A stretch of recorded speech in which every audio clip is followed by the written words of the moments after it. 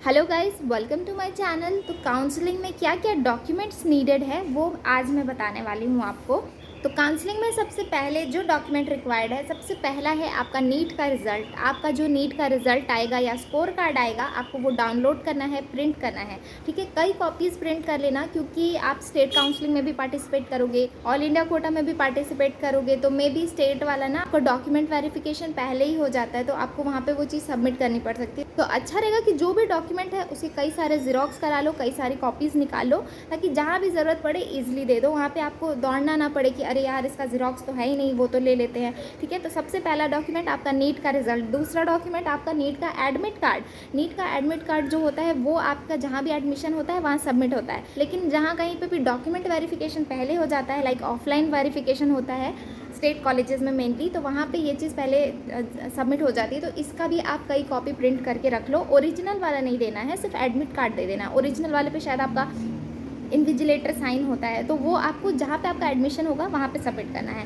तीसरी चीज़ है domicile certificate, मतलब कि आप जहाँ के रहने वाले हो, अगर आपके पास सर्टिफिकेट नहीं है तो वो होना चाहिए। सबसे पहले तो मैं ये बता दूँ कि हाई स्कूल और इंटरमीडिएट आपने जहाँ से पास किया, अगर आप उसी स्टेट की काउंसलिंग में पार्टिसिपेट कर रहे हो, स्टेट काउंसलिंग में, तो आपको अलग से कोई डोमिसाइल सर्टिफिकेट की ज़रूरत नहीं है। 10th and 12 itself is a domicile certificate कि हाँ आपने वहाँ से किया है।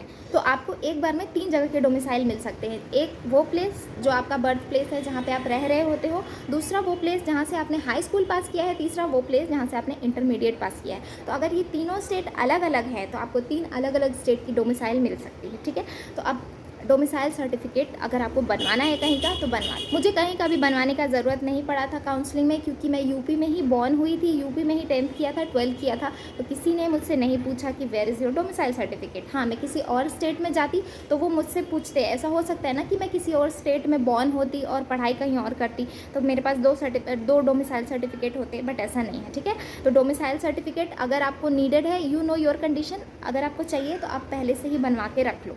नेक्स्ट आपका डॉक्यूमेंट आता है हाई स्कूल की मार्कशीट एंड हाई स्कूल का पास सर्टिफिकेट। ये सबके पास होता ही है। एंड नेक्स्ट इज इंटरमीडिएट की मार्कशीट एंड इंटरमीडिएट का सर्टिफिकेट। ये भी ऑलमोस्ट सबके पास, ऑलमोस्ट क्या सबके पास ही होता है। बिना 12 पास किए नीट थोड़ी दे सकते हो, तो सबके पास होता है। ठीक है, लेकिन एक यहाँ पे बहुत इंपॉर्टेंट बात मैं बताना चाहूँगी कि आपका जो हाई स्कूल का सर्टिफिकेट है या इंटर का सर्टिफिकेट है, जो भी सर्टिफिकेट है, आपके एमबीबीएस कॉलेज में ये सर्टिफिकेट आपसे ले लिया जाएगा, फिर आप बिना सर्टिफिकेट के बचोगे। ठीक है, तो इस चीज़ को प्रिवेंट करने के लिए आप अपने 10th के 12th के मार्कशीट और जो भी डॉक्यूमेंट है ना, जो मैं आके भी बताने वाली हूँ, टीसी, माइग्रेशन, इन सब के ढेर सारे ज़ेरॉक्स करा के रख लो। लाइक मैंने अपने 10th 12th के लगभग 25-30 ज़ेरॉक्स करा लिया था, क्योंकि मुझे कहीं पे भी ज़रूरत पड़ता, तो मैं कॉलेज में तो जाती नहीं ना कि मुझे मेरा सर्टिफिकेट दे दो, मुझे ज़ेरॉक्स कराना है ना, तो पहले से ज़ेरॉक्स करा के रख लो, क्योंकि कॉलेज आपको आपके एमबीबीएस कंप्लीट होने के बाद ही आपके डॉक्यूमेंट्स वापस करेगा। ठीक है, next document is transfer certificate या टीसी, जो आपको आपके स्कूल से लेनी है। And another certificate is migration certificate, जो ये भी आपको आपके स्कूल से लेना है। ठीक है, और हाँ, 8 से 10 या उससे भी ज़्यादा extra passport size photo. Admission के दौरान आपका 4-5 फ़ोटो में काम हो जाएगा, लेकिन आप एक्स्ट्रा रखे रहना, क्योंकि कभी भी ज़रूरत पड़ सकती है। हॉस्टल फॉर्म में ज़रूरत पड़ सकती है, एडमिशन फॉर्म में ज़रूरत पड़ सकती है, या आप कई जगह की काउंसलिंग करोगे, लाइक स्टेट के अलग, ऑल इंडिया अलग, तो वहाँ पर ज़रूरत पड़ सकती है। ठीक है, तो 8 से 10 passport size photo, same photo जो आपने अपने नीट के फॉर्म में रखी है, अगर नहीं है तो बनवा लो। ठीक है, next certificate is character certificate, जो अगेन आपको आपके स्कूल से मिलेगा। वो सर्टिफिकेट भी आपको सबमिट करना होता है।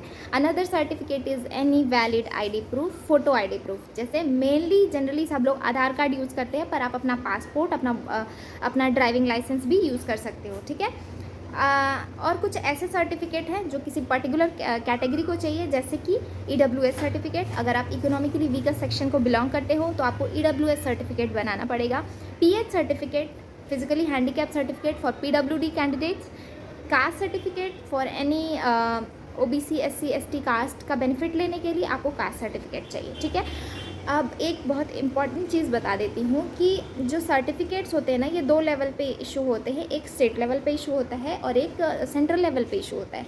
तो अगर आप किसी सेंट्रल यूनिवर्सिटी में एडमिशन ले रहे हो, लाइक मैं अपना बता रही हूँ, बीएचयू में, तो ये लोग स्टेट का बनाया हुआ सर्टिफिकेट एक्सेप्ट नहीं कर रहे थे। ये बोल रहे थे कि सेंट्रल गवर्नमेंट का जो सर्टिफिकेट इशू होता है आप वो लेके आइए, तो आप वो बनवा के रखना, आपका जहाँ पे एडमिशन होगा वो सर्टिफिकेट दे देना, ठीक है।